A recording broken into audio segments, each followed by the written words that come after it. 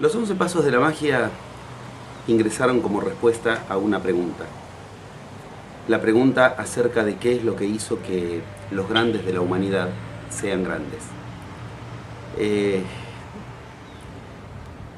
Cuando empecé a investigar, yo venía leyendo del tema desde mucho antes de proponerme una investigación seria, y la premisa de base de la que partí es una pregunta un tanto osada, pero que entendía que era la única que le daba, a mi concepción al menos, sentido a lo que nos habían dejado las Biblias, los mitos, los grandes relatos epopélicos, heroicos de la historia de la humanidad. Y esto es la pregunta acerca de ¿para qué nos sirve a los humanos que nos den modelos divinos? No nos sirve. Si un humano tiene que seguir el modelo de un resucitado de la muerte, un hijo de una virgen, alguien que, como en la India dicen de Buda, cuando era bebé, al caminar detrás de cada paso crecía un loto. Si yo como humano tengo que seguir esos modelos, no me sirve, no puedo. Y mi hipótesis era que si ellos efectivamente habían logrado tal grado de evolución, una de dos: o era una leyenda que no nos servía, ese grado de evolución que trascendía lo humano, o habían encontrado un camino. Y mi pregunta era, ¿cuál es ese camino por el que encontraron esa divinidad? Estudié muchos años, 14 años seguidos, todos los días, 14 horas por día, todos los días, 14 horas por día, durante 14 años, los textos sagrados, las Biblias, al mismo tiempo que hacía mi formación académica, como psicoanalista. Y osé poner a Cristo en el diván de analista, a Buda en el diván de analista, a Lao Tse en el diván de analista, y preguntarle, decime tu secreto, no puede ser que hayas nacido iluminado. Si alcanzaste la iluminación, ¿cuál fue el camino? Bueno, ahí empieza una investigación que entonces sí, ya lo era, ya empezó a hacer investigación. Primero, por tanta lectura, empecé, como me enseñaba el psicoanálisis, con mis herramientas. Ver si había algo idéntico entre todos ellos, que parecían de tan diferentes épocas y de tan diferentes culturas. Esa es una herramienta analítica que sirve en la vida cotidiana, tanto hoy como 6.000 años atrás. Ver lo idénco en lo diferente. Y para mi sorpresa, sí, efectivamente, comenzó a surgir una pauta, una pista, un rastro. Habían cosas en común entre todas las grandes culturas iniciáticas de la humanidad y sus patognomínicos, sus grandes representantes. De ahí, de ese origen, surge, primero, descubrir 4 fases en común entre todos ellos. Todos habían tenido un camino de 4 fases, con diferentes nombres. Camino en los chamánicos se llamaban del norte, del este, del sur y del oeste. Camino de 4 etapas en la alquimia. Camino de 4 momentos diferentes que en todos lados se ubicaban bajo una misma premisa. Yo la situé con un nombre que para Occidente nos resulta más simple, que son 3 caminos, y el cuádruple, la unión de esos 3 caminos, es el cuarto. Es un camino que se une en una integración. Cuando se habla de Hermes Trismegisto, se está hablando de Hermes 3 veces grande, 3 veces iniciado. ¿Cuáles son las 3 iniciaciones? Guerrero, mercader, sacerdote, y la unión de esos 3 que forma ese cuádruple camino, del que habla Gurdjieff también, mago. Guerrero, mercader, sacerdote y mago yo lo encontraba, por ejemplo, codificado en los textos tanto canónicos de Cristo como los apócrifos. Cuando se habla de los reyes magos, que eran 3, le llevaban oro, incienso y mirra, atributo de guerrero, atributo de guerrero, la mirra, que se utiliza para cicatrizar heridas en combate, atributo de mercader, oro, y atributo de sacerdote, incienso. Del mismo modo, las claves estaban en todos lados. Empezaba a descubrir que todos seguían un camino de 4 fases, y la segunda etapa fue descubrir que esas 4 fases se desarrollan en 11 pasos. Y esos 11 pasos sirven tanto para los sumerios, como para los hebreos, como para la alquimia, como para el zen, como para el taoísmo, como para nosotros. 11 pasos, ¿para qué? Para contactar con nuestra divinidad. ¿Cuál es como occidentales tenemos que preguntárnoslo, ¿Cuál es la prueba de esa divinidad? La plasmación de resultados en nuestra vida que no podríamos alcanzar con fuerzas humanas. Esto se llama, en términos actuales, generar una realidad propia. Y para mi sorpresa, cuando empecé a descubrir desde otros lugares estas mismas investigaciones, en una segunda etapa que abarcó más de 100 viajes de investigación y de enseñanza, en esa segunda etapa descubrir que todo aquello que hablaba de la nueva era, hablaba de lo mismo. La nueva era es aprender a generar realidades propias, y para eso hay profecías que nos orientan. Y nos orientan en 4 fases y 11 pasos, las mismas de las que bebieron los grandes iniciados.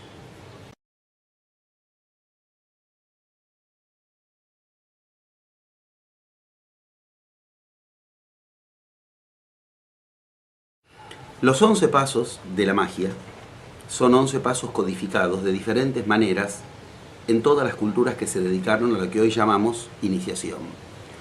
Tal vez el modo más conocido en Occidente es el que se llama los 11 sefirot del árbol de la Cábala, del árbol de la vida, las 11 séfiras, las 11 códigos, las 11 cifras. Otras culturas llegaron a 7 pasos y no a 11 por un motivo muy claro. Por ejemplo, las supuestas 7 profecías mayas de las que se habla, que no son en realidad 7 profecías, pero sí son 7 pasos. Del mismo modo los pasos de los Hopi, que son 7. ¿Por qué en algunas culturas son 7 y en otras 11? Porque hay culturas que tenían educación iniciática, entonces no necesitaban 11 pasos. Nosotros no tenemos educación iniciática, nos educan universitariamente, entonces necesitamos algunos pasitos extras. Por eso es que yo preferí ubicar el mapa en 11 pasos, que es como podemos garantizarnos que funcione, y no dependiendo de potenciales previos o cuestiones así como funcionaría con 7 pasos. Todo empieza en una cuestión que es nuestro máximo íntimo enemigo. Nuestro íntimo enemigo es nuestra mente, y ahí empieza el paso 1. El paso 1 es descubrir algo de lo que todas las iniciaciones nos advierten. Dentro de nuestra mente, lo que hay no somos nosotros. Y eso que hay dentro de nuestra mente, que no somos nosotros, es algo de lo cual tenemos que aprender a vaciarnos para que se rompa la frontera entre nosotros y lo que no es nuestro. Es el concepto más complicado de todos. Descubrir que dentro nuestro lo que hay no es nuestro es el problema, y después va a ser la solución. Cuando queramos un estado de unificación, donde entonces ya no hay sentido de diferencia entre lo nuestro y lo no nuestro. Para decirlo en términos bien simples en Occidente, esto se llama, dentro de nuestra mente hay un caos. ¿Qué significa caos? Algo que no está ordenado. ¿Que no está ordenado por quién? Por nosotros. Descubrir que en nuestra mente hay un caos es la primera experiencia de todo viaje chamánico, de todo viaje iniciático, de todo viaje de magia. Es muy fácil descubrirlo, aunque parezca que es una experiencia lejana, es la más cercana de todos los días. Los chamanes, por ejemplo, me propiciaban un ejercicio mínimamente relámpago, como dicen en el Zen. Tú eres el dueño de tus ideas, como todo occidental, yo creo que sí. Tú eres el que manejas tu mente, sí. Bueno, deja de pensar ya mismo. Si uno propone esto a cualquiera, se da cuenta de inmediato de lo que acabo de ubicar. En nuestra mente hay un caos y no somos nosotros quienes dirigimos nuestra mente. En el Zen es famoso que, por ejemplo, se necesitan 12 años de entrenamiento duro para lograr un minuto, lograr un minuto que la mente quede a nuestro servicio. 12 años de entrenamiento para un minuto. Digamos, no es negocio. La idea de que durante 12 años tengo que entrenarme para llegar a un minuto, ordenar mi mente, nos marca lo que es el combate en juego. Pero esta es una muestra clara. Si uno quiere decidir, los chamanes me hacían una prueba maravillosa al respecto. Me decían, tú quieres lograr tal resultado por el que vienes acá, este viaje, esta cultura. Bueno, lo vas a lograr. ¿Cuándo? Cada vez que logres pensar en tu resultado, cuando el sol se descorra detrás de las nubes, siempre y cuando no pienses en un cocodrilo. Chau, nunca más lo logras. ¿Qué quiere decir eso? Uno no puede ordenar. Cada vez que te acuerdas del sol saliendo detrás de una nube, hay mi resultado, pero no tengo que pensar en ya está, lo pensé. Estas son muestras muy directas, insights, esto que se llaman satoris, mínimos en el Zen, esas experiencias directas que te ponen en contacto con lo lejos que estás de tu mente y de que sea tuya. El caos de la idea es inabarcable desde la idea. No se puede ordenar la mente desde la mente.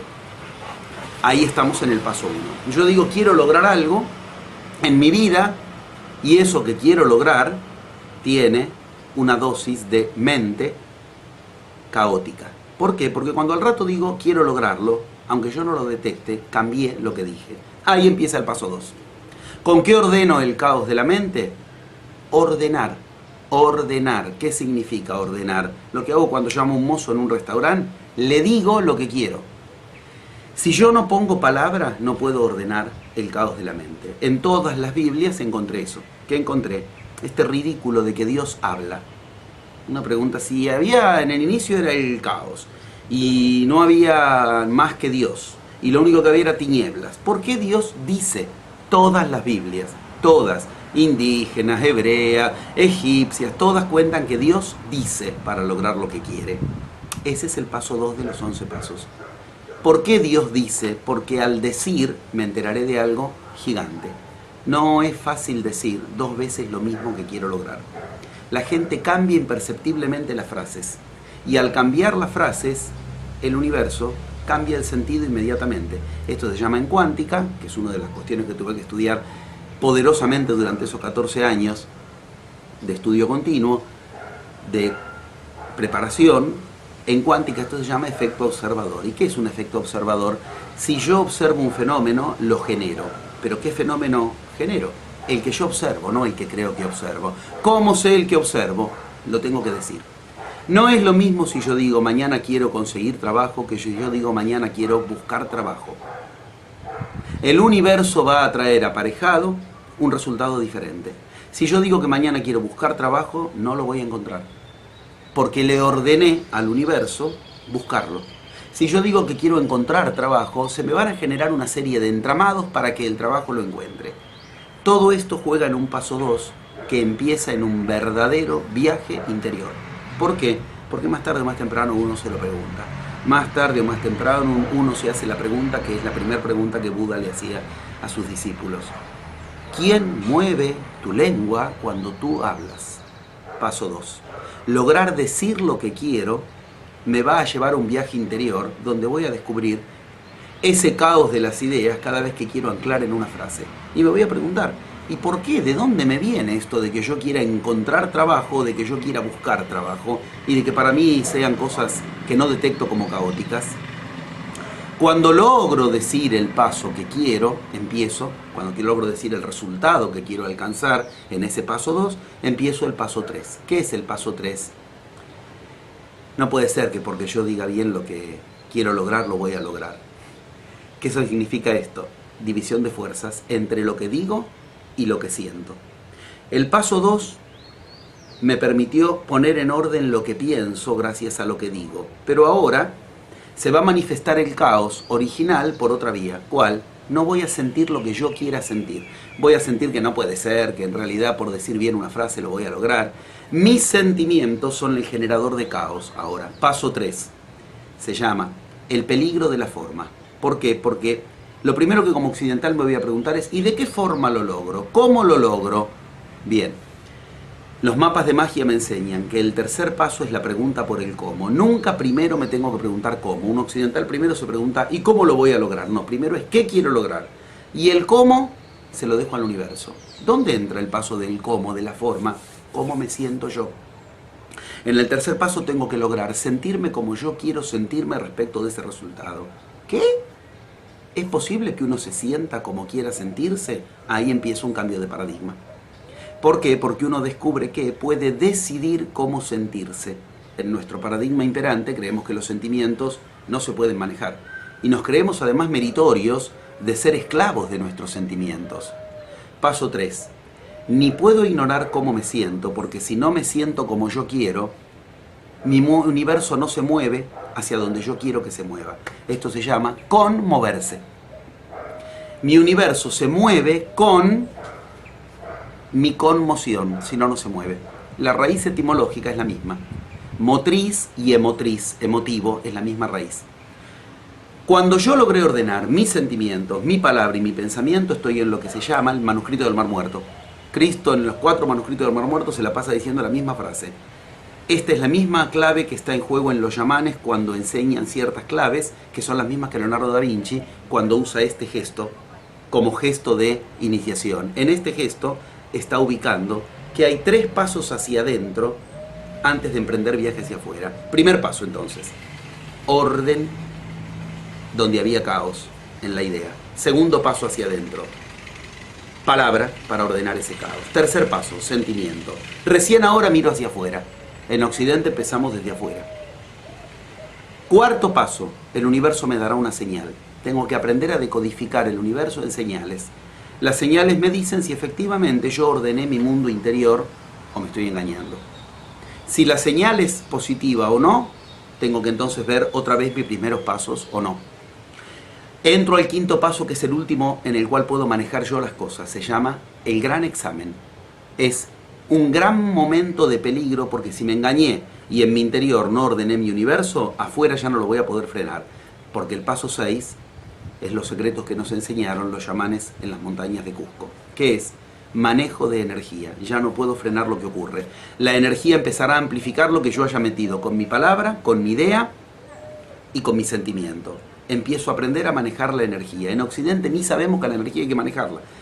Si yo le pregunto a un occidental, ¿qué estás haciendo para lograr lo que querés? Ni se le ocurre plantear que lo que estoy haciendo es, una de las cosas que tengo que hacer es energetizar lo que quiero. Ni entra ese verbo en nuestros paradigmas.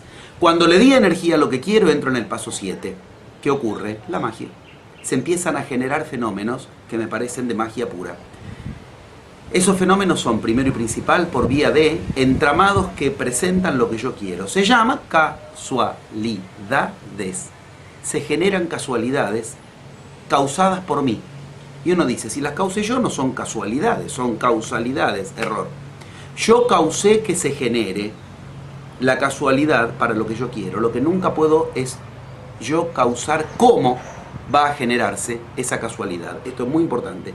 Yo genero que se genere la casualidad, pero no puedo generar cómo se va a presentar. ¿Esto qué hace? Burbuja pura. Esto me hace un estado burbujeante en la vida. Nunca sé a la vuelta de qué esquina va a estar la casualidad con el resultado que yo quiero. En el paso 7 además aprendo a entrar en mis sueños, porque aprendo a manejar con mi energía mi vida sin divisiones. De día y de noche dirigirme a lo mismo que quiero. Pasado el paso 7 bajo a la tierra otra vez. Ahora voy a tener que defender en la vida cotidiana lo que logré con mi energía, con mis sueños, con mis casualidades. Esto se llama negociación. Y se aprende por vías de lo que las escuelas antiguas hacían por vía de guerrero. Se aprende a pasarlo a un terreno de vida cotidiana de mercader. Es lo que hicieron los ronin y los samuráis cuando perdieron el sentido de su arte guerrero. Entonces se transformaron de ejecutantes a ejecutivos. Y se aprenden estrategias y tácticas de negociación basadas en escuelas iniciáticas marciales. Entonces viene la gran prueba, el paso 9. El examen de fin de año. El paso 10 es la concreción del resultado. Muy bien. El paso 9 es el examen final. Todo lo que tuve que aprender a ordenar de mis palabras, de mis sentimientos, de mi caos, lo que me salió al cruce se me va a presentar todo junto. Esto es grandioso, porque quiere decir que cuando uno efectivamente tiene un mapa de 11 pasos, sabe algo muy claro. Ahora tienen que presentarse obstáculos. Entonces cuando se presenta el obstáculo, en lugar de que uno se desanima, sabe que está en el lugar correcto. Si los obstáculos no logran desviarlo, paso 10, gran realización, y hay que aprender a habitarla. La gran pregunta es, ¿y cuál es el paso 11? El paso 11 es el gran maestro, es lo que me trató de frenar durante todos los 10 pasos, y del cual tengo que aprender mi más importante lección. ¿Cuál? ¿Qué es lo que yo vine a resolver a esta encarnación?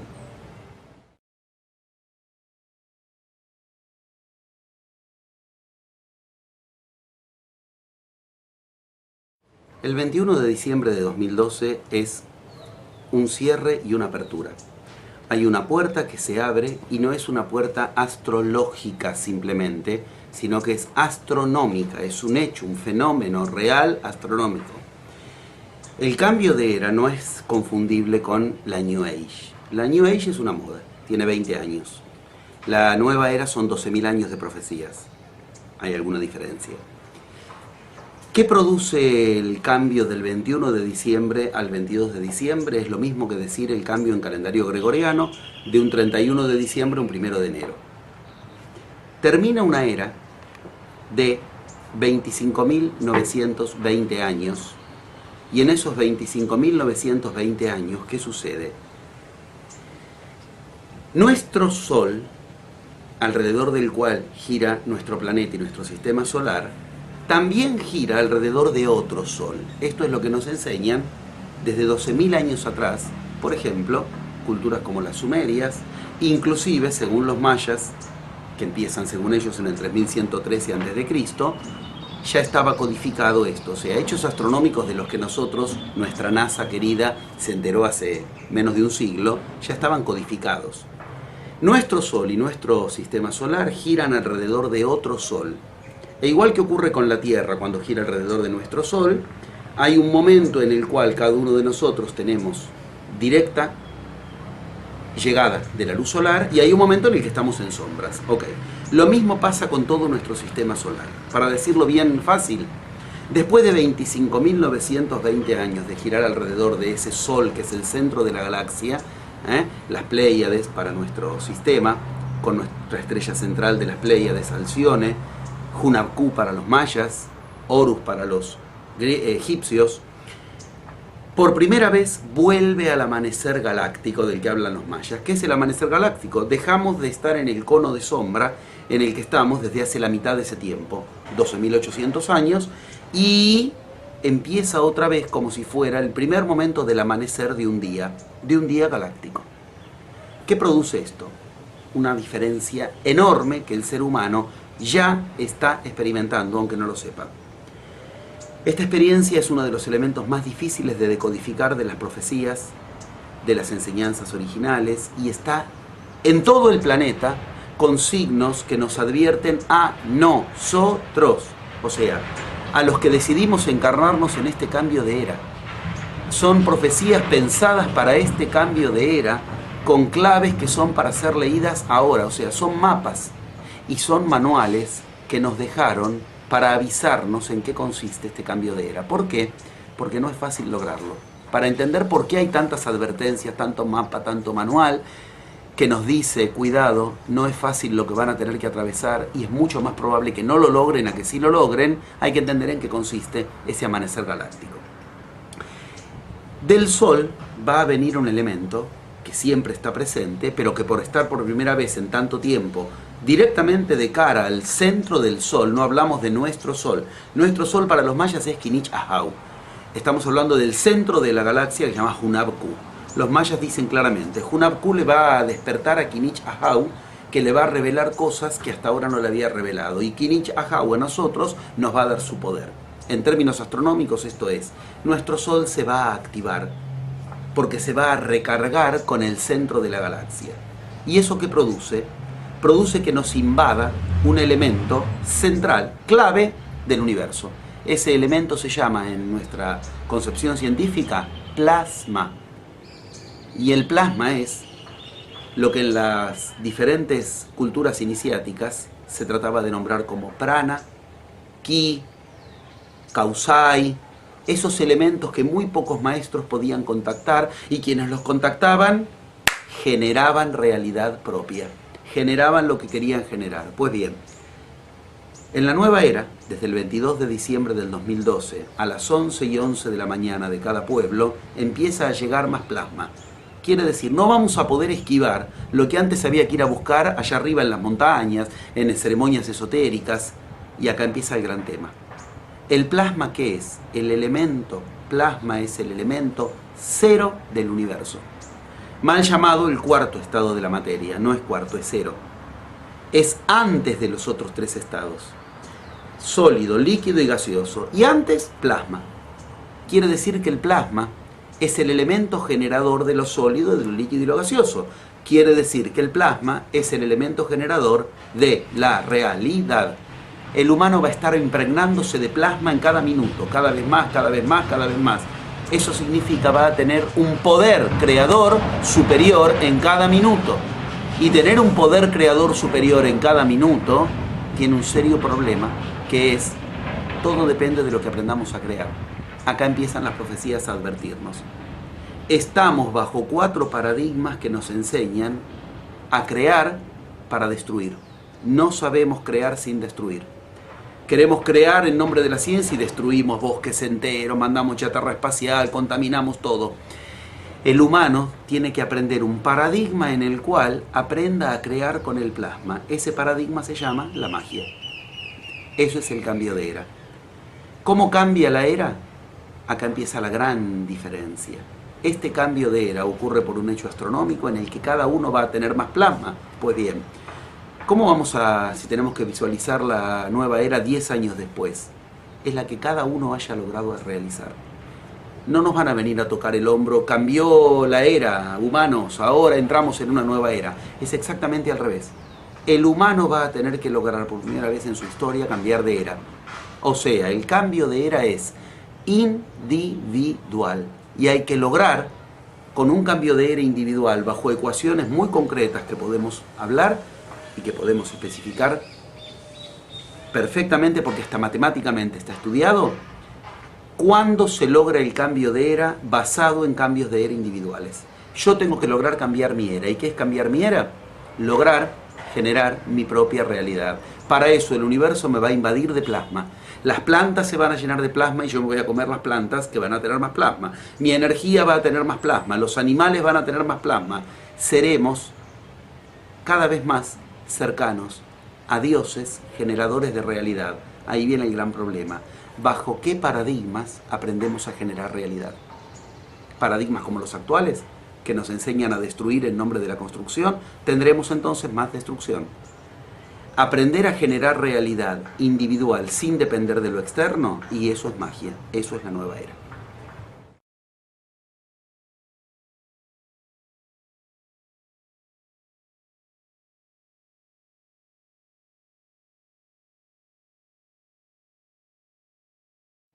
Cuando alguien que no conoce sobre la nueva era se entera de la nueva era, lo primero que entiendo que hay que informarle es que la nueva era no va a suceder a nivel cultural, sino que va a suceder a nivel individual. Y que la manera más simple de comprender la nueva era es, se incrementará el agente creativo de cada ser humano. ¿Qué significa esto? Bien concretamente, tendremos más poder para crear. Como personas, de uno en uno. ¿Esto qué significa? Crearás lo que aprendas a crear. La gran pregunta es entonces, ¿con qué aprendo a crear? Ahí es donde se necesitan esos 11 pasos que hemos descubierto, como lo codificado entre las diferentes culturas. Los mayas nos enseñan un largo proceso que empieza en lo que ellos llaman Bactunes, periodos de 144.000 días, que después pasan a Catunes, 7.200 días, después pasan a Tunes, 360 días, después pasan a Huinales, 20 días, y concluyen en Kin, que es un día. ¿Cuál es el sentido de eso? Alguien que no conoce del tema puede entender fácilmente lo que los mayas nos quieren decir, si entiende que los mayas nos están diciendo codificadamente que un día nuestro, al final de esta era, que está terminando, corresponde a 144.000 días del inicio de la era. Es algo, ¿no? Si nos vamos a la India dicen lo mismo. Esto se llama un día de Brahma y es un proceso idéntico. Ciclos planetarios, ciclos mayores, ciclos menores, subciclos, razas madres concluyen lo mismo. Lo que nosotros pasamos, lo que logramos en un día, se necesitaban 144.000 días para lograrlo en el inicio de nuestra era. Esto marca nuestro poder creativo. Nuestro poder creativo se incrementa de manera tal que, entonces, si un día de ahora equivale a 144.000 días del inicio de la vieja era, ¿esto qué quiere decir? Cuidado con perder una hora. Cuidado con perder una hora sin haber creado la realidad que queremos, porque lo que hemos perdido, un minuto equivale a una hora de antes. Una hora equivale a 10 horas, 10 horas equivalen a un día equivale a una semana a un mes y un mes a un año. Si yo durante un mes, una semana, es un año lo que necesito después para rearmar la realidad que, mientras yo no la generé, la siguió generando el caos en mí. ¿Por qué? Porque el plasma que va a venir en la nueva era desde el Sol a invadir, a impregnar nuestra vida, si no lo uso yo, lo utiliza el caos en mí. ¿Qué caos en mí? El caos en mí, que es el que genera cosas que no son las que yo quiero. Si yo tengo un cálculo en la vesícula, ok, ahora empieza a entrar plasma, ese cálculo se transforma en un meteorito, por decirlo de una manera grotesca.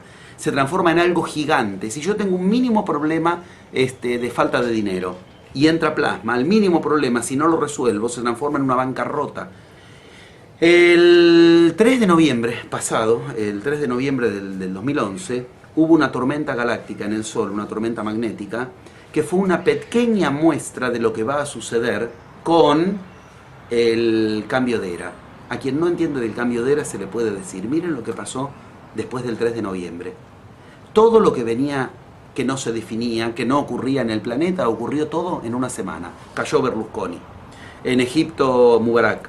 Cambiar el gobierno en España. Todo en esa semana se definió lo que no se definió, lo del Fondo Monetario y Merkel.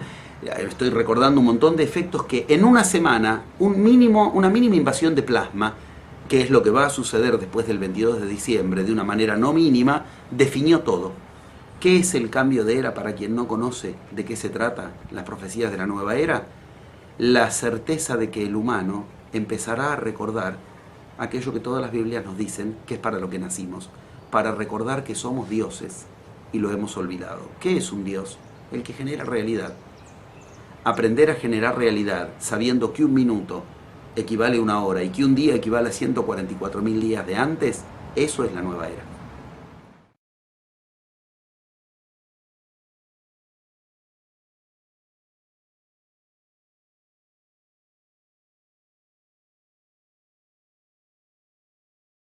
Es muy importante entender que, lamentablemente, las iglesias han transformado un concepto del que los iniciados hablan en un sentido y en un estado, en otro sentido y en otro estado completamente, no solo diferente, sino opuesto. Ese concepto es el concepto de amor. El amor, como lo entendemos hoy, iglesias mediante, todas las iglesias, no tiene nada que ver con los que aquellos en los que dicen fundarse esas iglesias hablaban de amor. Amor es un concepto que hoy lo tenemos como un verbo, el verbo amar, y que es un verbo que tiene que ver con algo que sucede entre personas prioritariamente. Tal ama a tal o tal ama en todo caso a tal cuestión.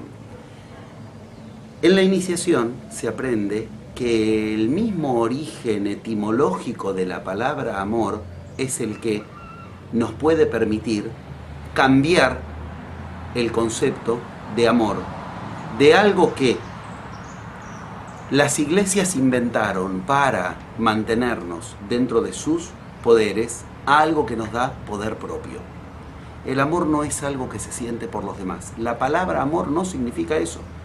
La palabra amor viene del concepto griego amorrosh. Ese es el origen verdadero de la palabra amor. Y amorrosh significa sin morrosh, sin pasión, todo lo contrario de lo que hoy creemos, que es apasionarse por otro. Ese morrosh es la misma etimología que después pasa a ser morbidez, enfermedad, muerte.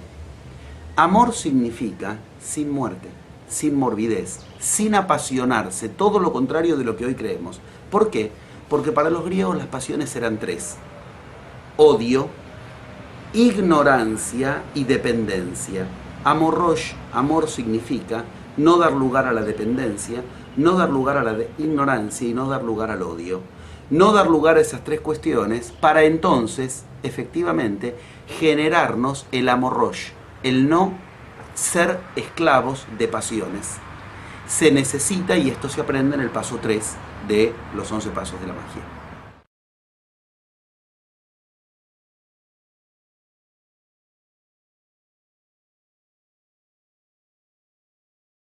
Es realmente clave dar por entendido que un cambio de era no se va a lograr por mejores o peores cuestiones potenciales espirituales, o por mejores o peores soluciones en cuestiones densas de los problemas cotidianos. El cambio de era, en todas las profecías de todas las culturas, está signado bajo una misma cuestión, que por ejemplo en nuestra cultura está en el Apocalipsis de la Biblia, cuando habla de los 4 jinetes del Apocalipsis. Y los 4 jinetes del Apocalipsis están signados bajo descripciones que en el mismo Apocalipsis, capítulo 6, versículo 6, están ubicados, solo que nadie los lee. Los 4 jinetes del Apocalipsis son ciencia, religión, economía y política. La Biblia dice con claridad, son jinetes del Apocalipsis. Lo mismo dice la roca Hopi de los indígenas, lo mismo dicen las 4 fases de la alquimia, todas las culturas dicen. Para cambiar de era se necesita cambiar de estar apoyados en esos 4 paradigmas a otro paradigma. Y la gran pregunta es, si yo no tengo que tomar como qué es un paradigma es lo que me dicta qué es realidad y qué no. Si yo no tengo que tomar esos 4 paradigmas, los tengo que usar, los tengo que aceptar, que aprovechar, pero no permitir que me digan qué es realidad y qué no. ¿Cuál es entonces el paradigma con el cual armar una realidad que no dependa de política, religión, ciencia y economía? Acá empieza el punto central. La pregunta que cuando se investiga, más tarde o más temprano, queda como la clave de todo. Para entender el nuevo paradigma hay que entender por qué fracasan los 4 paradigmas como están fracasando.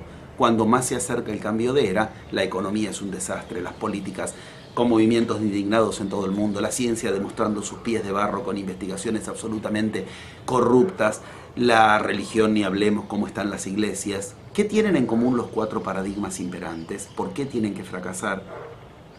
Porque los 4 no respetan un mismo elemento, la palabra. No hay cambio de era si no aprendemos que nuestra realidad se apoya en la palabra. El arco de todos los diferentes paradigmas es que la política puede prometer cosas que no las cumple y nos parece normal. La ciencia dice que hace cosas que no son las que en realidad hacen sus experimentos y nos parece normal. La religión se la pasó mintiendo durante 2000 años, por lo menos la católica, para hablar de la más conocida en Occidente, y nos parece normal. Y las economías nos dicen que todo florece, todo va bárbaro y en una burbuja, y nos parece normal. La magia enseña que lo primero con lo que se genera el universo es con lo que Dios en todas las Biblias generó el universo. Tuvo que decir, haya luz. Tuvo que decir, haya división de aguas. Tuvo que decir una orden. Lo mismo nos enseña la cuántica cuando nos dice, toda realidad empieza en una cuerda y esa cuerda es un sonido, lo que en la India se llama sonido primal y lo que es el origen de cualquier cuestión que después conocemos como realidad. Una realidad se origina en un sonido y ese sonido es, para los humanos, la codificación llamada palabra. No hay magia si no se aprende a respetar la palabra. ¿Por qué? Porque la misma magia significa, en su patognomínico fundamental, como lo conocemos en Occidente, en su contraseña, abracadabra, el patognomínico fundamental de la magia, a cualquiera que le preguntas, ¿conoces alguna palabra de magia? Más o menos abracadabra la conoce todo el mundo. Abracadabra significa averaj-dabar. ¿Y qué es averaj-dabar? Yo creo la realidad como hablo. Según la palabra genero realidad. Eso es magia. Sin respetar la palabra, no hay magia entonces, como no hay nueva era.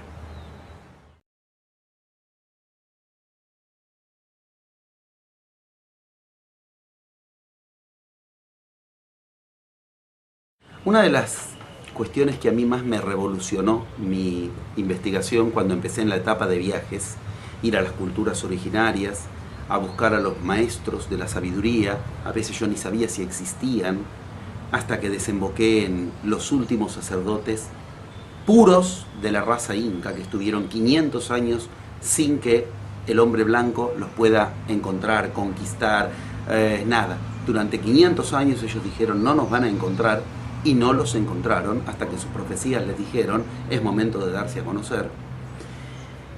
Estoy hablando de los queros, gente que de todo el mundo quería ir a encontrarlos y era imposible, y ellos vinieron a nuestro encuentro. Ellos vinieron a nuestro encuentro en la Plaza de Armas de Cusco.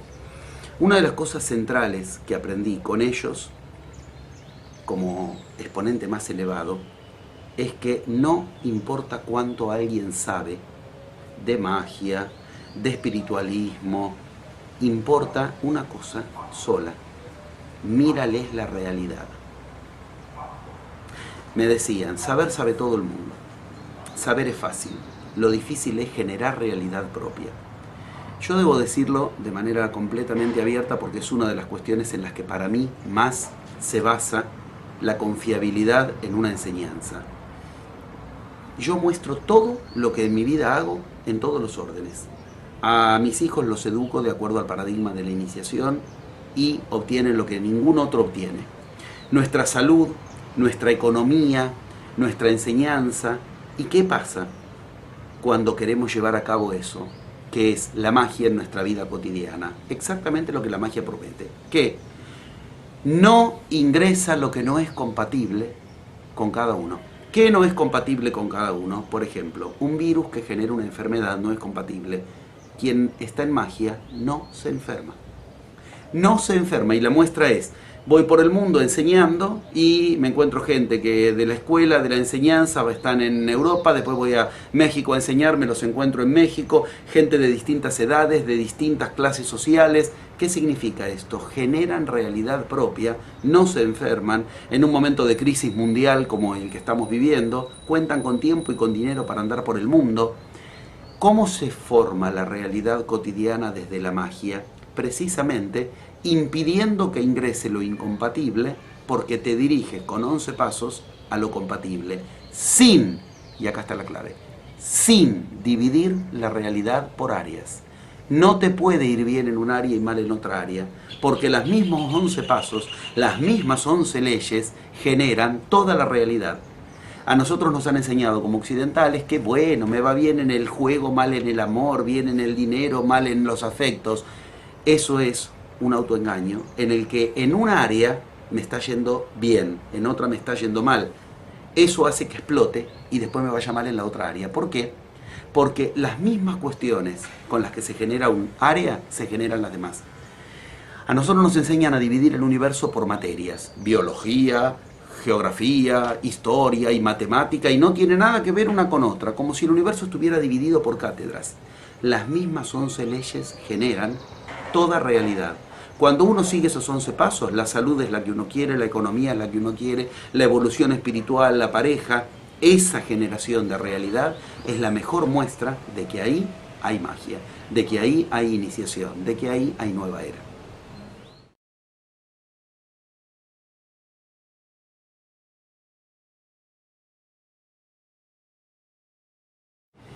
El cambio de era está regido por una ecuación matemática, se llama la masa crítica, está estudiada por la Universidad de Harvard.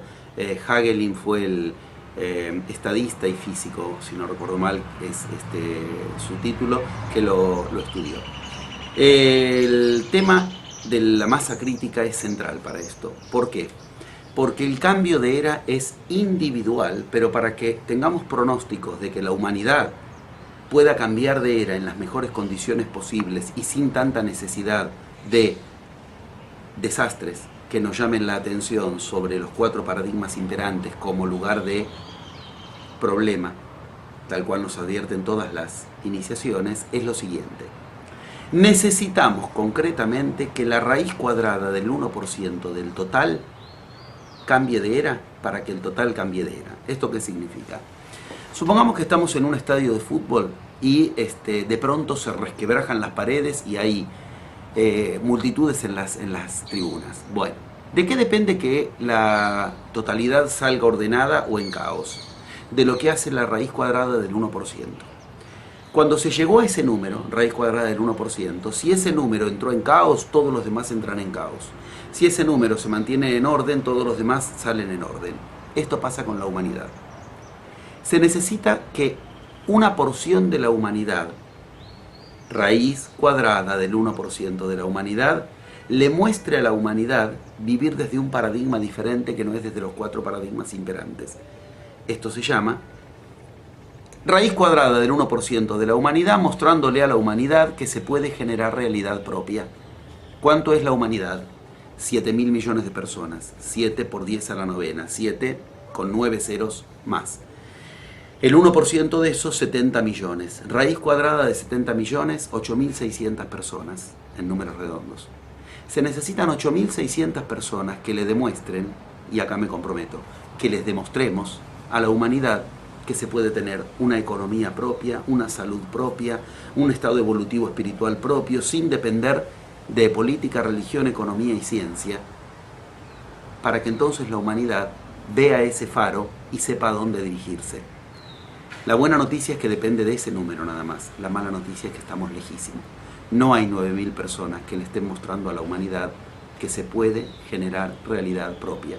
Y el tiempo es de aquí al 22 de diciembre del 2012.